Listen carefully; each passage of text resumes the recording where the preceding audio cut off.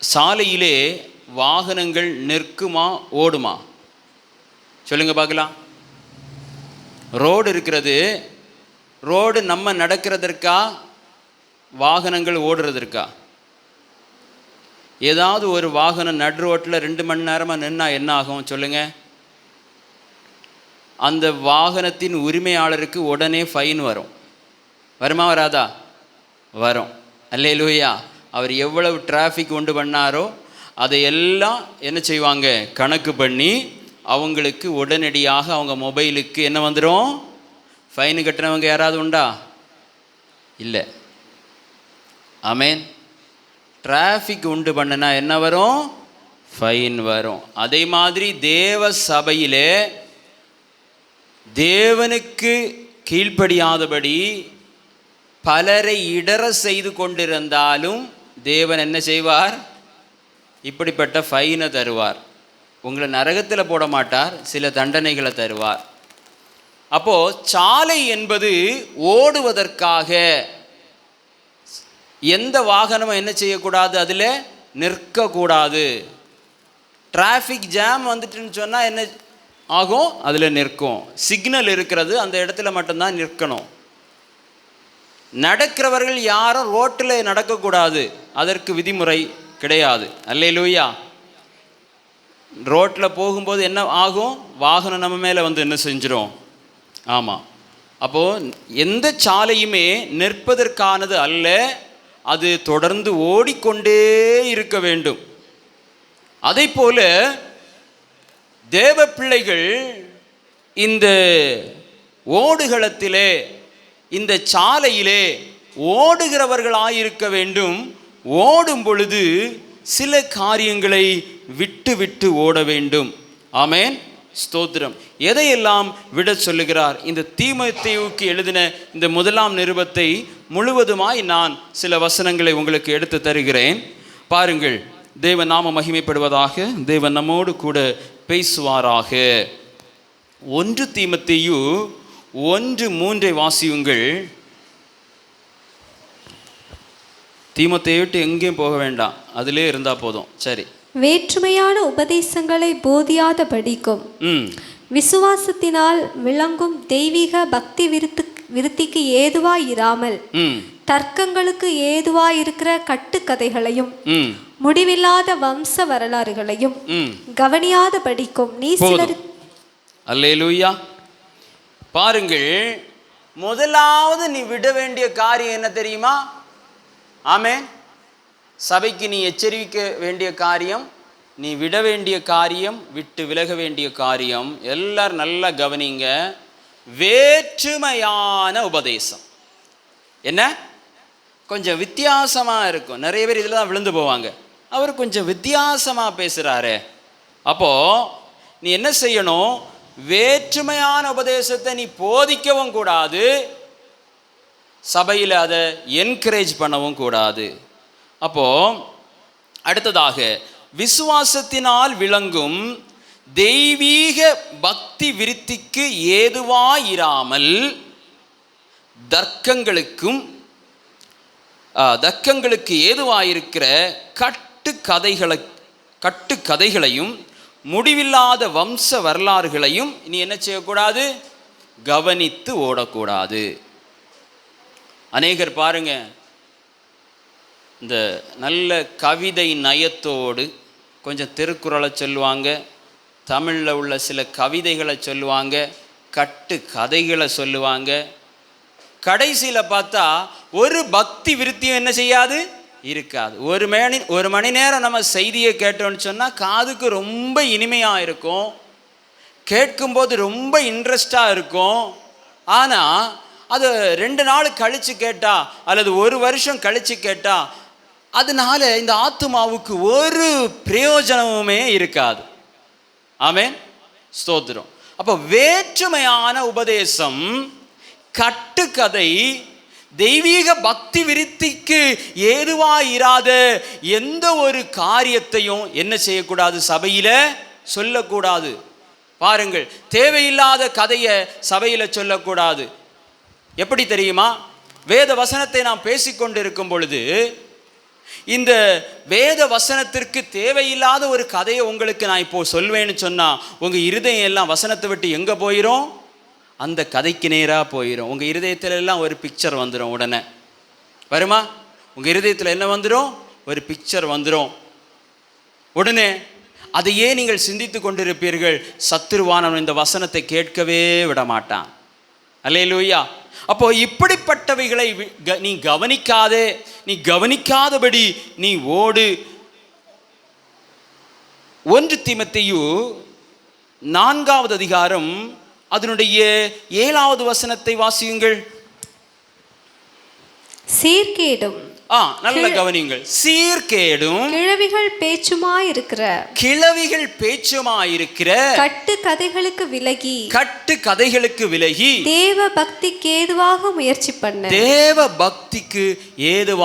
முயற்சி பண்ணு. அல்லேலூயா.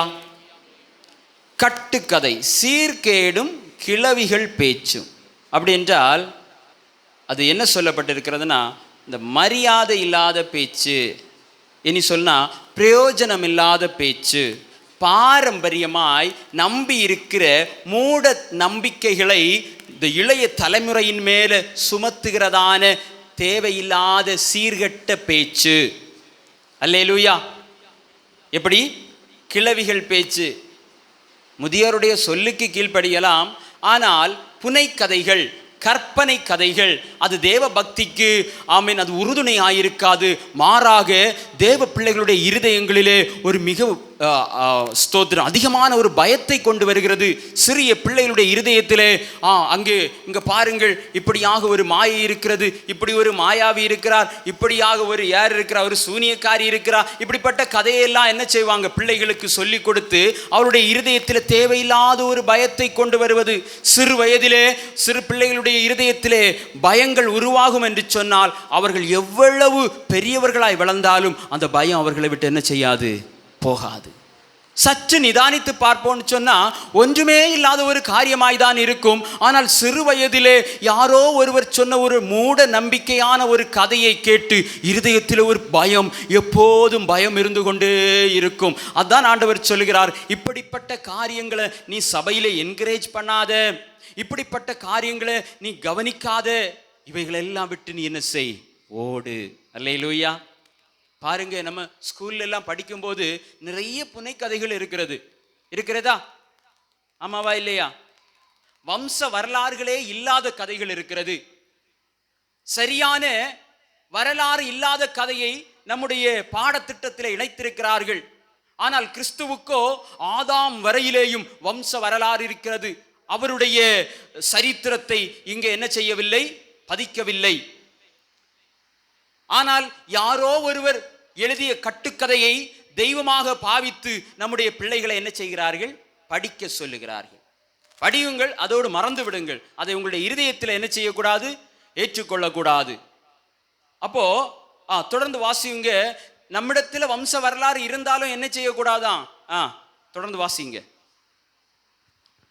சரீர முயற்சி அற்ப பிரயோஜனம் உள்ளது. தேவ பக்தியானது இந்த ஜீவனுக்கும் இதற்கு பின்வரும் ஜீவனுக்கும் வாக்குத்தத்தம் உள்ளதாகையால். 8 வாசிக்கிறீங்க? சரி, ஓகே. தேவ நாம மகிமைப்படுவதாக. அடுத்ததாக வாசியுங்கள் 1 தீமோத்தேயு 1வது அதிகாரம் அதனுடைய 19வது வசனம். இந்த நல்மனசாட்சியை சிலர் தள்ளிவிட்டு விசுவாசமாகிய கப்பலை சேதப்படுத்தினார்கள், இமெனேயும் அலெக்சந்தரும். அல்லேலூயா. அப்போ விசுவாச வாழ்க்கையிலே ஓடும் பொழுது என்ன மனசாட்சி இருக்க வேண்டுமாம்? நல்ல மனசாட்சியோடு ஓட வேண்டுமாம். நல்ல மனசாட்சி என்று சொல்லும்போது அநேக வேறுபட்ட போதனையினாலே இன்றைக்கு சிலருடைய இருதயத்தில் நான் பரலோகத்துக்கு போவனா, நான் அந்நிய பாஷை பேசல, நான் பரலோகத்துக்கு போவனா, என்னிடத்தில் குற்ற மனசாட்சி இருக்கிறதே, என்னிடத்தில் நல்ல மனசாட்சி இருக்கிறதே, என்னுடைய விசுவாச கப்பல் சேதப்படுகிறது. ஆமேன். இப்படி எத்தனை பேர் இருக்கிறீங்க? அல்லேலூயா சொல்லுங்க பார்க்கலாம். அல்லேலூயா. விசுவாச கப்பல் யாருக்கும் சேதப்படலை. ஆமேன். அப்போ எல்லாரும் நல்ல கவனமா கவனிக்கிறீங்க. ஏன் தெரியுமா? நிறைய காரியங்கள்ல நமக்கு தெளிவில்லாமல் இருக்கிறது. அந்த காரியங்கள் எல்லாம் நம்ம இன்னைக்கு டீல் பண்ண போறோம். ஆமென். அந்த தீமோத்தேயுல எல்லாமே இருக்கிறது. வாசியுங்கள் தொடர்ந்து. அப்ப நல் மனசாட்சி நமக்கு இருக்க வேண்டும். நம்முடைய விசுவாச கப்பல்ல என்ன விடக்கூடாது? ஆமா, சேதம் வந்து விடக்கூடாது. அது முழுமையான கப்பலாய், பூரணமான விசுவாசம் உள்ளதாய், அந்த விசுவாசம் வளருகிறதாய், பலமுள்ளதாய், மற்றவர்களையும் தாங்குகிற விசுவாசமாய் இருக்க வேண்டும். மற்றவர்களை தாங்குகிற விசுவாசம் எப்பொழுது வரும்? நம்மிடத்திலே குற்ற மனசாட்சி இருக்கும் போது வராது, நல்ல மனசாட்சி இருக்கும் பொழுது. அல்லேலூயா. நம்மிடத்துல பயம் இல்லாத போதுதான் என்ன செய்யும்? மற்றவர்களுக்கு ஆமென் ஸ்தோத்திரம் ஆண்டவருடைய சுவிசேஷத்தை சொல்லி இந்த விசுவாச கப்பல்ல கொண்டு வர வேண்டும் என்கிற எண்ணம் இருக்கும். ஆனால் வேற்றுமையான உபதேசங்கள் பாருங்கள், தேவன் எந்தெந்த காரியங்களை எல்லாம் எதற்காக சொல்லி இருக்கிறார் என்று தெரியாமல் ஆமென் தவறாய் உபதேசித்து, வேற்றுமையாய் ஆமென் ஸ்தோத்திரம் கட்டுக்கதைகளாய் மனிதனுடைய கற்பனைகளை அவர்கள் உபதேசமாய் போதிக்கிறார்கள். வீணாய் எனக்கு ஆராதனை செய்கிறார்கள். அப்போ நல் மனசாட்சி வர வேண்டும். வாசியுங்கள் 1 தீமோத்தேயு அதனுடைய 2வது அதிகாரம் 9 வாசிப்போம். ஸ்திரீகளும் மயிரை பின்னுதலினாலாவது, பொன்னினாலாவது, முத்துக்களினாலாவது, விலையேற பெற்ற வஸ்திரத்தினாலாவது தங்களை அலங்கரியாமல். போதும். அல்லேலூயா. நிறைய பேருக்கு குற்ற மனசாட்சி இருக்கிற காரியம் என்னது? இன்னைக்கு எல்லாத்தையும் உடைக்க போறோம். அல்லேலூயா சொல்லுங்க. வசனம் புரிஞ்சா? புரியாதவங்க திரும்ப ஒருக்க விட வாசிங்க. ஸ்திரீகளும் மயிரை பின்னுதலினாலாவது, பொன்னினாலாவது, முத்துக்களினாலாவது, விலையேற பெற்ற வஸ்திரத்தினாலாவது தங்களை அலங்கரியாமல். போதும் போதும். அல்லேலூயா. எல்லாருக்கும் புரியுதா? அப்போ இதுல இருக்கிற காரியம் எதற்கானது? ஆமென். இது வேற்றுமையான உபதேசமா, தேவன் சொன்ன உபதேசமா என்பதை ஆராய வேண்டும் என்று விரும்புகிறவர்கள் அல்லேலூயா சொல்லுங்க பார்க்கலாம். ஆராய்ந்திராதீங்க, வேண்டாம் அப்படின்னு அமைதியா இருக்கிறீங்க. இதுதான் குற்ற மனசாட்சின்னு சொல்றது. நல்ல மனசாட்சி. இவன் நமக்கு ஆதரவா சொல்லுவானா, ஆதரவு இல்லாம சொல்லுவானா அப்படின்னு நினைக்கிறதெல்லாம் எனக்கு தெரியுது. ஆமென். உங்களுக்கு நான் ஆதரவாக சொல்லவோ ஆதரவு இல்லாம சொல்லவோ இல்லை, வேத வசனத்தை சொல்லும்படியாய் வந்திருக்கிறேன். ஆமென் ஸ்தோத்திரம். சரி, அப்போ நம்ம திறந்த மனதோடு சொல்லணும்னா, நகை போடலாமா நகை போடக்கூடாதா? அப்படித்தானே? இது தெரியணும்னு சொல்றவங்க ஒரு அல்லேலூயா சொல்லுங்க பார்க்கலாம். அல்லேலூயா. அது அப்படியே இருக்கட்டும்ப்பா, நீங்க ஏன் அங்க கஷ்டப்படுத்துறீங்க எங்களை? யாருக்கும் விருப்பம் இல்லையே. அப்படித்தானே? இப்ப தேவன் சொன்னாலும் கேட்க மாட்டீங்க போல இருக்க. ஆமென். இதுக்கு எல்லாம் காரணம் என்னன்னா, வேற்றுமையான உபதேசம். அல்லேலூயா. நல்ல மனச உங்க இருதயமே உங்களை குற்றவாளிகளாக தீர்க்காதிருந்தால், இருதயத்தில் உள்ள குற்றம் போகணுமா வேண்டாமா? அல்லேலூயா சொல்லுங்க. அதுக்கும் கஷ்டம்தான். ஆமென் ஸ்தோத்திரம். நான் என்னுடைய உபதேசத்தை சொல்லலை, பைபிளில் இருக்கிற உபதேசத்தை தான் உங்களுக்கு சொல்ல போறேன். விருப்பம் இல்லாதவங்க எல்லாம் ஒரு அல்லேலூயா சொல்லுங்க. அல்லேலூயா. விருப்பம் உள்ளவங்க எல்லாம் ஒரு அல்லேலூயா சொல்லுங்க. அல்லேலூயா. ஆமென். எவ்வளவு பயமா இருக்கு பாருங்க. ஆமென் ஸ்தோத்திரம். இதுதான் சபைக்கு தேவையானது. இதை விட்டு விட்டு 1947 சொன்னா எல்லாரும் 47 போயிருவீங்க. அன்றைக்கு தெரியுமா? இதுதான் கட்டுக்கதை, தேவையில்லாத வம்ச வரலாறு. சபைக்கு என்ன தேவை? இந்த இடத்துல இருக்கவங்க 110 வயசு வரை இருப்பேன்னு சொல்றவங்க ஒரு அல்லேலூயா சொல்லுங்க. 100 வயசு வரை எனக்கு வாழணும்னு ஆசை உள்ளவங்க ஒரு அல்லேலூயா சொல்லுங்க. சீக்கிரமே ஆண்டவரை பார்க்கணும்னு சொல்றவங்க ஒரு அல்லேலூயா சொல்லுங்க. ஒருவேளை உடனே அந்த ஜெபத்துக்கு பதில் கிடைச்சா என்ன செய்யறது? ஐயையோ, நான் செய்ய வேண்டிய வேலை இவ்வளவோ இருக்கிறதே, என்னுடைய காரியங்கள் எல்லாம். நான் ஆயத்தமா இருக்கிறேன்னு சொல்றவங்க ஒரு அல்லேலூயா சொல்லுங்க பார்க்கலாம். அல்லேலூயா. 1 2 3 4 பேர் இருக்கிறாங்க ஆயத்தமா. ஸ்தோத்திரம். ஆயத்தமும் இல்லை, குற்ற மனசாட்சி நீங்களே. பாருங்க, விசுவாச வாழ்க்கை என்பது இந்த ஒரு கயிறுக்கு மேலே ஒரு ஆள் நடப்பார் பார்த்தீங்களா, கம்பை வச்சுட்டு, எப்போ விழுவோன்னு தெரியாது, அப்படி ஆடி ஆடி ஆடி நடப்பாங்க. அப்படி நடக்கிறதல்ல. ஆண்டவர் நமக்கு வாக்குத்தத்தம் பண்ணி இருக்கிறார். என்ன வாக்குத்தத்தம்? நித்திய ஜீவனை அளிப்பேன் என்பது வாக்குத்தத்தம். இந்த வசனத்தில் இருக்கிறதா? சரீர முயற்சி, நம்ம எல்லாம் நினைக்கிறோம் நம்ம தான் கஷ்டப்பட்டு போய் சேரணும் போல இருக்கு. அப்படி அல்ல. இயேசு உங்களை என்ன செய்வார்? பரலோக ராஜ்யத்தில் கொண்டு சேர்ப்பார். ஏற்கனவே நம்ம என்ன உபதேசம் எல்லாம் கேட்டோமோ எல்லாத்தையும் ஒதுக்கி வச்சுட்டு பைபிள் என்ன சொல்லுதுன்னு கேட்கிறதற்கு காதை திருப்புங்க. அல்லேலூயா. இருதயத்தை திருப்புங்க. பலர் பலவிதமாய் உபதேசித்து, ஆமென், நீங்க என்ன பிரயோஜனத்தை உங்க வாழ்க்கையில கண்டீங்க? குற்ற மனசாட்சி நீங்கவில்லையே. வேதம் சொல்லுகிறது, என்னோடு சேர்க்காதவன் அவன் என்ன செய்கிறானாம்? சிதறடிக்கிறான். என்னோடு இராதவன் என்ன எப்படி இருக்கிறான்? எனக்கு விரோதியா இருக்கிறான். ஆண்டவர் ஒளியாயிருக்கிறார். அவர் தெளிவின் ஆவியானவர்.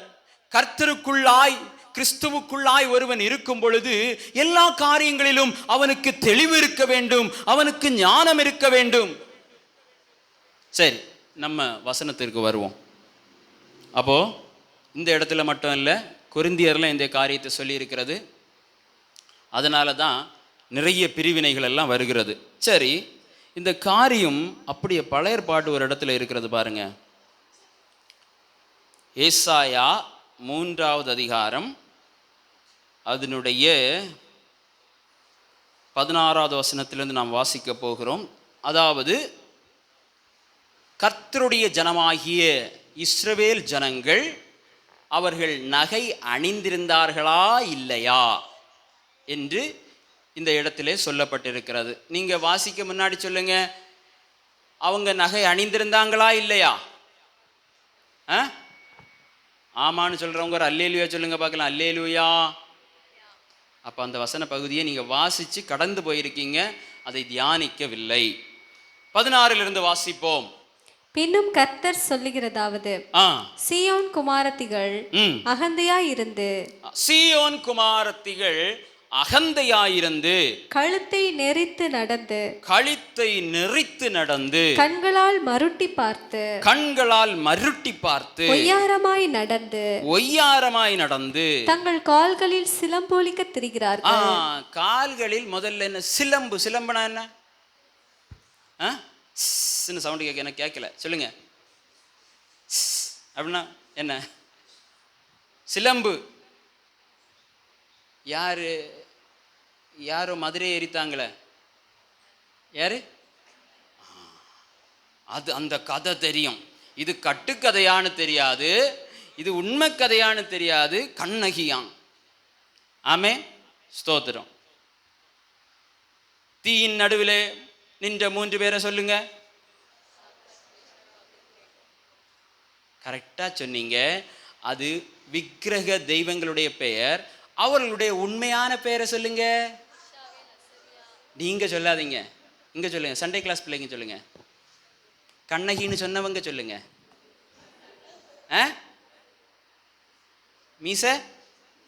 மீசாவேல் ஜோய்சன் சொல்லுங்க.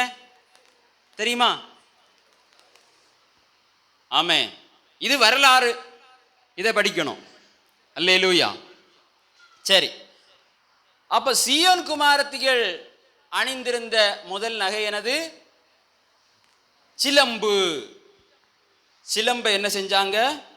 ஒலிக்க திரிகிறார்கள். அடுத்த வாசிங்க. ஆதலால் ஆண்டவர் சீயோன் குமாரத்திகளின் உச்சந்தலையை மொட்டையாக்கு.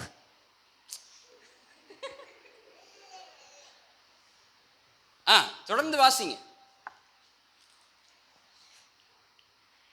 கர்த்தர் அவர்கள் மானத்தை குலைப்பார். அந்நாளிலே ஆண்டவர் அவர்களுடைய ஆபரணங்களாகிய சிலம்புகளையும் சுட்டிகளையும் பிறை சிந்தாக்குகளையும் ஆரங்களையும் அஸ்த கடகங்களையும் தலை முக்காடுகளையும் சிரபூஷணங்களையும் பாத சரங்களையும் மார்க்கச்சைகளையும் சுகந்த பரணிகளையும் தாயித்துகளையும் மோதிரங்களையும் மூக்குத்திகளையும் வினோத வஸ்திரங்களையும் சால்வைகளையும் போர்வைகளையும் குப்பிகளையும் குப்பிகளா இருக்கு வாசிங்க கண்ணாடிகளையும் சல்லாக்களையும் குல்லாக்களையும் துப்பட்டாக்களையும் முறிந்து போடுவார். சரி, அப்போ சீயோன் குமாரத்திகள் உங்களை மாதிரி கிடையாது. அவங்க வந்தாங்கன்னு சொன்னா அப்படி ஒரு தேர், அலங்கரித்த தேர் வந்த மாதிரி இருக்கும். தேர் பார்த்துருக்கீங்களா? தேர், ஆமா, அப்படி இருக்கும். ராத்திரி எல்லாம் பார்த்தீங்கன்னா அவ்வளோதான். அவ்வளவு சாதனத்தை ஒரு நகை கடை மாதிரி என்ன செஞ்சுருக்காங்க, வந்திருக்காங்க. இதில் குப்பிகள்னு இருக்குல்ல, குப்பிகள்னு என்ன தெரியுமா? ஆங்கில வேதாகமத்தில் இருக்கிறது ஹேண்ட்பேக். என்னது? ஹேண்ட்பேக். ஹேண்ட்பேக் ஏர்டெல்லாம் இருக்கு. சரி, அப்போ நகை என்பது மாத்திரம் இங்க சொல்லல, என்னெல்லாம் சொல்லி இருக்கு? துப்பட்டா, குல்லா இல்லையா? அடுத்தது முகமூடியா? இல்ல, முக்காடு. அப்ப என்ன சொல்லி இருக்கிறது என்றால், தெளிவாய் வாருங்கள்.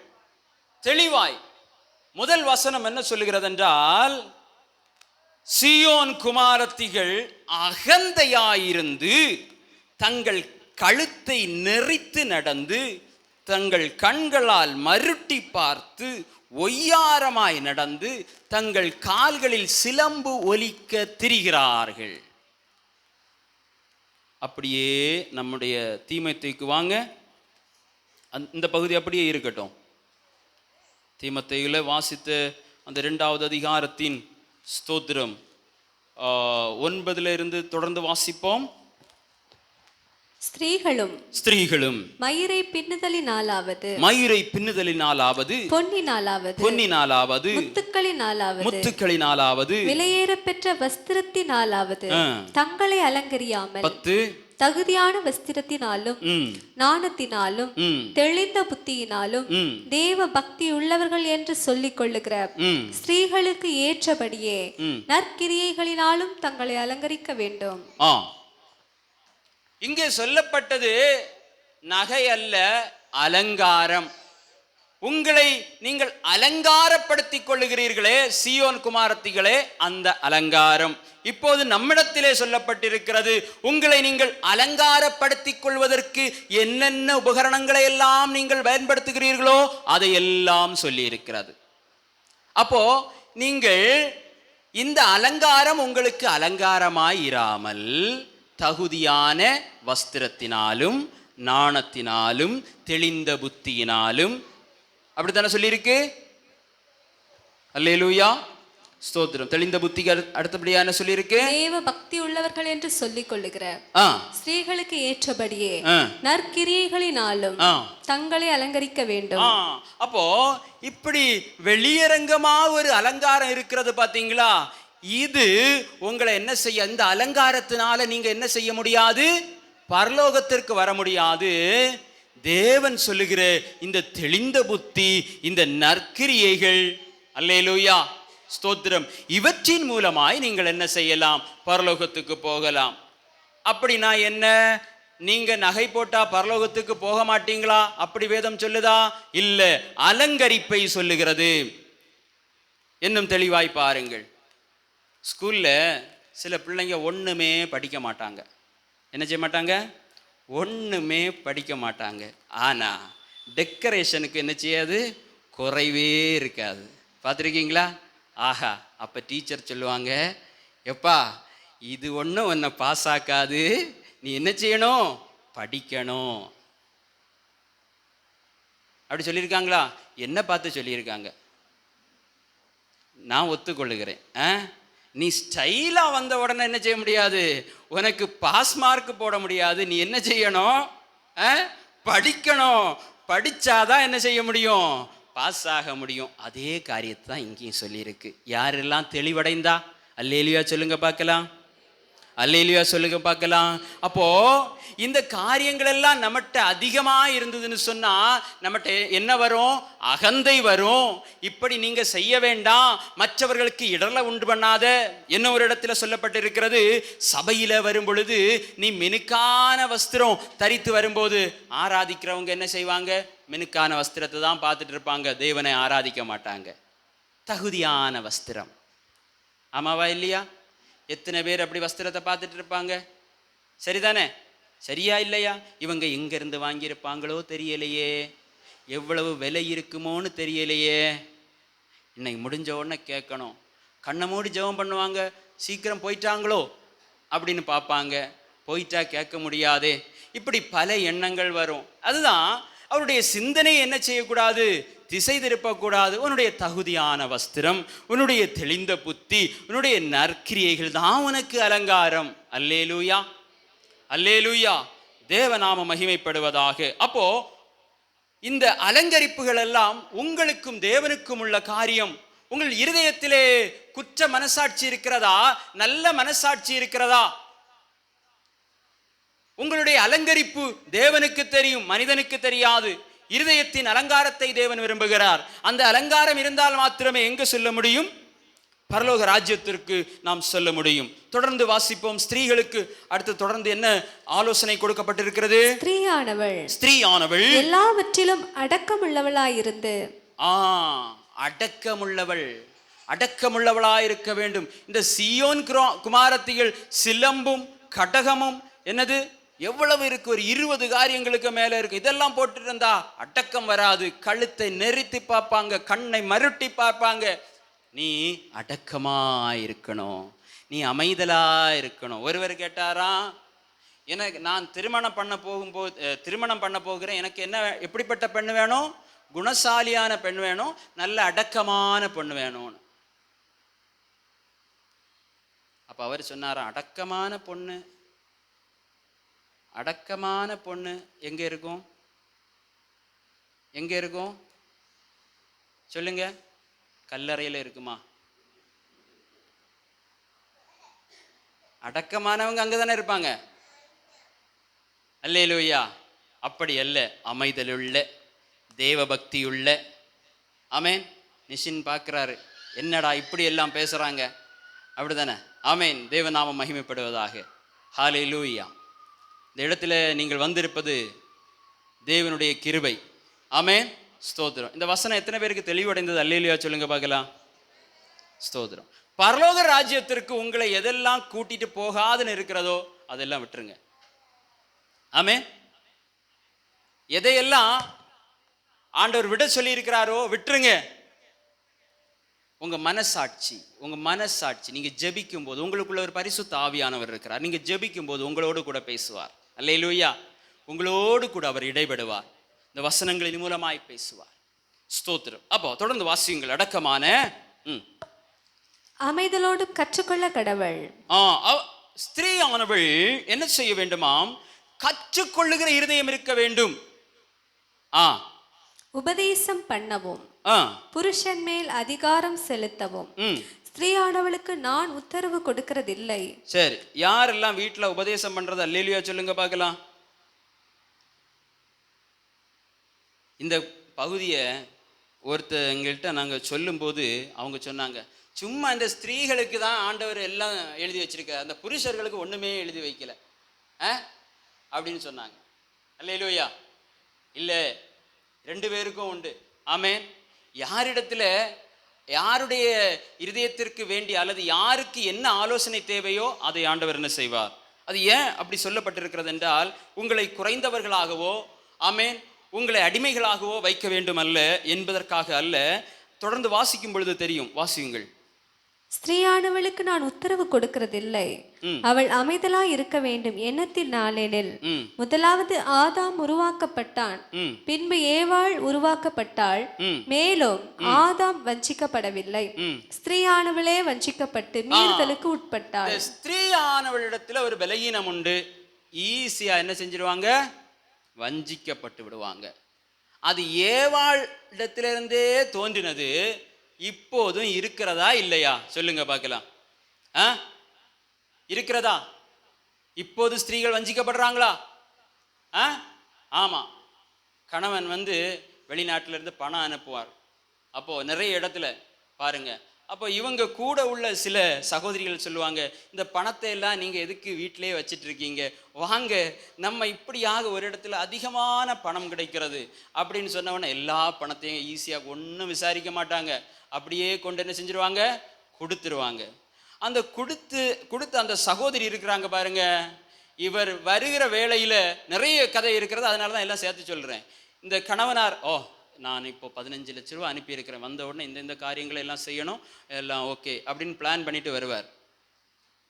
இங்கே பார்த்தா அந்த கொடுத்த சகோதரி அவங்களோ வாடகைக்கு வந்திருப்பாங்க, அங்கே வீடு இருக்கும், அவருடைய எந்த முகவரியும் இருக்காது, அவங்க போயிடுவாங்க. அதுக்கப்புறம் குடும்பத்தில் பிரச்சனை.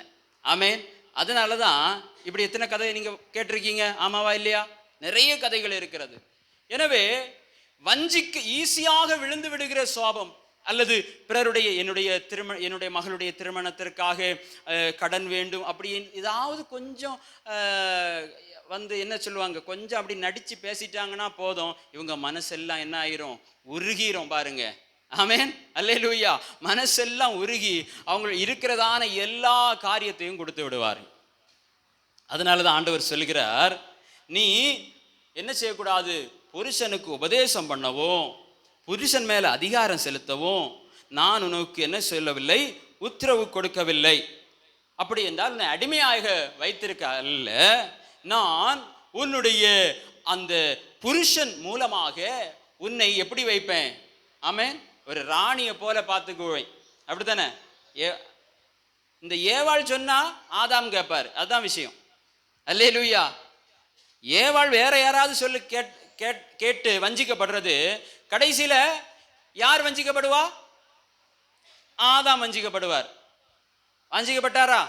ஆமா. பிரச்சனை யாருக்கும் உண்டு, ஆதாமுக்கும் உண்டு. அதனாலதான் சொல்லப்பட்டிருக்கிறது, நீ அமைதலாயிரு. பேசிக்கலி கொஞ்சம் வீக்னஸ் உனக்கு உண்டு, நீ அமைதலாயிரு. அவன் இந்த காரியத்தை எல்லாம் டீல் பண்ணுவான். அவன் ரட்சிக்கப்பட்டவனா இருந்தாலும் சரி. சிலவங்க இப்படி சொல்லுவாங்க, அவர் ரட்சிக்கப்படவே இல்லை, அவருக்கெல்லாம் முடிவெடுக்க தெரியாது, அப்படி இங்க சொல்லி இருக்கா? இல்ல. அல்லேலூயா, ஸ்தோத்திரம். அப்போ இது நல்ல ஒரு ஆலோசனையாய் உங்களுக்கு இருக்கும். நீங்கள் அமைதலாய் இருக்க வேண்டும், பொறுமையாய் இருக்க வேண்டும். ஒருவேளை கணவனார் ரட்சிக்கப்படவில்லை என்று சொன்னால் உங்களுடைய விசுவாச நடக்கையினாலே அவரை என்ன செய்ய முடியுமாம், ஆதாயப்படுத்திக் கொள்ள முடியுமாம். அப்போ இவைகளை விட்டு ஓடு. மாறுபாடான, ஆமென் ஸ்தோத்திரம், தர்க்கத்தை கொண்டு வருகிறதான போதனைகள். இன்னும் பாருங்கள், நேரம் கடந்து செல்கிறது, நான் முடிக்க போகிறேன். நிறைய சபைகளிலே கணவனையும் மனைவியையும் என்ன செஞ்சு வைத்திருக்கிறார்கள், பிரித்து வைத்திருக்கிறார்கள். உங்களுக்கு ஏதாவது சபை தெரியுமா? எனக்கு நிறைய சபை தெரியும் பாருங்கள். ஆமே, கணவனை மனைவி என்ன செய்வாங்க, பிரித்து வைப்பாங்க. அப்படி செய்வாங்களா பாருங்க, வசனம் என்ன சொல்லுகிறது, அப்படி எடுத்துக்கொள்ளுங்கள். தீமோத்தேயு 4வது அதிகாரம் 1வது வசனத்தை வாசிங்க பார்க்கலாம். ஆகிலும் ஆவியானவர் வெளிப்படையாய் சொல்லுகிறபடி பிற்காலங்களிலே மனசாட்சியில் சூடுண்ட பொய்யருடைய மாயத்தினாலே சிலர் வஞ்சிக்கிற ஆவிகளுக்கும் பிசாசுகளின் உபதேசங்களுக்கும் செவி கொடுத்து விசுவாசத்தை விட்டு விலகி போவார்கள். விவாகம் பண்ணாதிருக்கவும் தொடர்ந்து வாசிங்க. விசுவாசிகளும் சத்தியத்தை அறிந்தவர்களும் ஸ்தோத்திரத்தோட அனுபவிக்கும்படி. அல்லேலூயா. பாருங்கள், அநேகர் இன்னைக்கு திருமணம் பண்ணக்கூடாதுன்னு சொல்றாங்க. விவாகம் பண்ணக்கூடாது என்பதே துர்போதனை. அப்படித்தானே சொல்லியிருக்கு. விவாகம் பண்ணக்கூடாது என்பதே துர்போதனை. அப்போ விவாகம் பண்ணாதவர்கள் எல்லாம் பரலோகத்துக்கு போக மாட்டார்களா? அப்படி அல்ல. விவாகம் பண்ணாதிருக்கவும் என்று ஒருவன் சொல்லக்கூடாது. ஒருவன் நான் விவாகம் பண்ணாமல் தேவனுக்காக இருக்கிறேன் என்று சொல்லி அவன் பிரதிஷ்டை செய்வான் என்று சொன்னால் அது வேறே காரியம். ஆனால் தேவன் மனிதனை தனிமையாயிருப்பது நல்லதல்ல என்று சொல்லி அவனுக்கு ஏற்ற துணையை கொடுத்து ஆசீர்வதித்தார். மனிதன், ஆமென் ஸ்தோத்திரம், தன்னுடைய குடும்பத்தோடு மகிழ்ச்சியாயிருப்பது, சந்ததியோடு அவன் இணைந்திருப்பது, சந்தோஷமாயிருப்பதை தேவன் விரும்புகிறார், அதை ஆசீர்வதிக்கிறார். அல்லேலூயா. விவாகம் யாவருக்குள்ளும் சொல்லுங்க கனமுள்ளது. அல்லேலூயா. ஆனால் அநேக சபைகளிலே பாருங்கள், உன்னுடைய புருஷன் ரட்சிக்கப்படவில்லை, அவனை விட்டு நீ விலகு என்று சொல்லி விலக்குகிறவர்கள் உண்டு. இது துர்போதனை. 1வது வசனத்தை வைங்க. ஆகிலும் வைங்க, வாசிக்க வேண்டாம். பிற்காலங்களிலே மனசாட்சியில் சூடுண்ட பொய்யர்கள் மாயத்தினாலே ஆமென் வஞ்சிக்கிற ஆவிகளுக்கும் பிசாசின் உபதேசங்களுக்கும் செவி கொடுப்பார்கள். ஆமென், ஹalleluya. தேவநாம மகிமைப்படுவதாக. அப்போ இவர்கள் இணைந்து சந்தோஷமாயிருப்பதை தேவன் விரும்புகிறார். சகோதரர்கள் ஒருமித்து வாசம் பண்ணுவதை தேவன் விரும்புகிறார். யாரையும் பிரித்து விடவோ, யாரை விரோதத்தை வளர்த்து கொள்ளவோ, யாரும் தனிமையாயிருக்கவோ தேவன் விரும்புவதே இல்லை. அவர்கள் யாராயிருந்தாலும் சரி, சகோதரர்களாயிருந்தாலும் சரி, தாயாயிருந்தாலும் சரி, தந்தையாயிருந்தாலும் சரி, கணவன் மனைவியாயிருந்தாலும் சரி, பிள்ளைகளாயிருந்தாலும் சரி, எல்லோரும் சேர்ந்து ஒரே குடும்பமாயிருப்பதை தேவன் விரும்புகிறார். இதற்கு இடையாய் வந்து பிரிவினையை உண்டு பண்ணுகிறவன் சாத்தான். இப்படிப்பட்ட உபதேசத்தை கொண்டு வருகிறவன் கள்ள போதகனாயிருக்கிறான். மேலும் என்ன காரியத்தை அவர்கள் நமக்கு விளக்குவார்களாம்? ஸ்தோத்திரம். 3வது வசனத்தை வாசிப்போம். விசுவாசிகளும் சத்தியத்தை அறிந்தவர்களும் ஸ்தோத்திரத்தோடு அனுபவிக்கும்படி தேவன் படைத்த போஜன பதார்த்தங்களை விலக்கவும் வேண்டும் என்று அந்த பொய்யர் கட்டளையிடுவார்கள். தேவன் படைத்ததெல்லாம் நல்லதாயிருக்கிறது, ஸ்தோத்திரத்தோடு ஏற்றுக்கொள்ளப்படுமாகில் ஒன்றும் தள்ளப்படத்தக்கதல்ல. அல்லேலூயா, ஸ்தோத்திரம். முதலாவது வேற்றுமையான உபதேசத்தை குறித்து நாம் இப்போது வாசித்து வருகிறோம். என்னெல்லாம் வாசிச்சோம் சொல்லுங்க? நம்முடைய அலங்காரத்தை குறித்து வாசித்தோம். அதுக்கப்புறம் சொல்லுங்க, விவாகத்தை குறித்து வாசித்தோம். அடுத்தது நம்முடைய போஜனம். இன்றைக்கு நிறைய பேர் வீகன்னா தெரியுமா? வீகன்னா தெரியுமா? சைவம் அசைவம் தெரியும், வீகன்னா தெரியுமா? தெரியாது இல்லையா? அவங்க என்ன செய்ய மாட்டாங்க? முட்டை, பால் இதை கூட என்ன செய்ய மாட்டாங்க? சாப்பிடவே மாட்டாங்க. அவங்க சாப்பிடாம இருக்கிறது கூட பெரிய பிரச்சனை இல்லை. நம்ம என்ன செய்வாங்க? சாப்பிடாம இருக்கும்படியாக நம்மை என்ன பண்ணுவாங்க?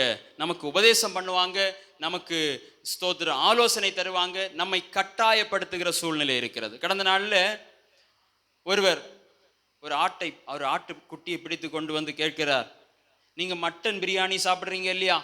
நீங்க மட்டன் பிரியாணி சாப்பிடுகிற மாமிச பட்சிகளே, இந்த ஆட்டையா நீங்க சாப்பிட்றீங்க, இந்த ஆட்டையா நீங்க சாப்பிட்றீங்க அப்படின்னு சொல்லி நமக்கு ஒரு குற்ற மனசாட்சியை உண்டு பண்ணுகிறார்.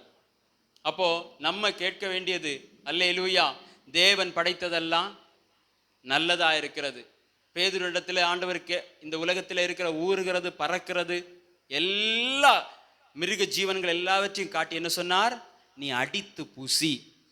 மனிதனுக்காக மிருகம் அல்ல, அதாவது மிருகத்திற்காக மனிதன் அல்ல, மனிதனுக்காக தான் இந்த உலகத்தில் இருக்கிறதான எல்லா ஆசீர்வாதங்களும், எல்லா தாவர வகைகளும், எல்லா மிருக வகைகளும் எல்லாமே யாருக்காக ஆண்டவர் படைத்தது? மனிதனுக்காக படைத்தது. அல்லேலூயா. அப்போ இப்படிப்பட்ட காரியங்களை நீ சாப்பிடாத, இப்படிப்பட்ட காரியங்களை நீ விலக்கிக்கொள். ஒருவேளை நம்முடைய சரீரத்திற்கு சில உணவு வகைகள் பொருந்தாமல் இருந்தால் என்ன செய்யலாம்? நாமவே முடிவெடுத்து வேண்டான்னு வைக்கலாமே தவிர, இந்த உலகத்திலே ஆமென் ஸ்தோத்திரம், தேவன் படைத்தது எல்லாமே நன்மைக்காக இருக்கிறது, அதையெல்லாம் நீங்க சாப்பிடுங்க. ஒருவேளை பன்றி சாப்பிடக்கூடாதுன்னு சொல்றாங்க, ஆமென், அப்படி சாப்பிட்டு இருந்தா அவங்களுக்குள்ள குற்ற உணர்ச்சி வேண்டாம், நல் மனசாட்சி வேணும். தேவன் படைத்தது எல்லாமே நன்மைக்காக. அல்லேலூயா. எல்லாம் நல்லதா இருக்கிறது. தேவன் எல்லாத்தையும் ஆசீர்வதித்து இருக்கிறார். ஆமென் ஸ்தோத்திரம். நீங்க பயப்பட வேண்டிய தேவையில்லை. ஹல்லேலூயா.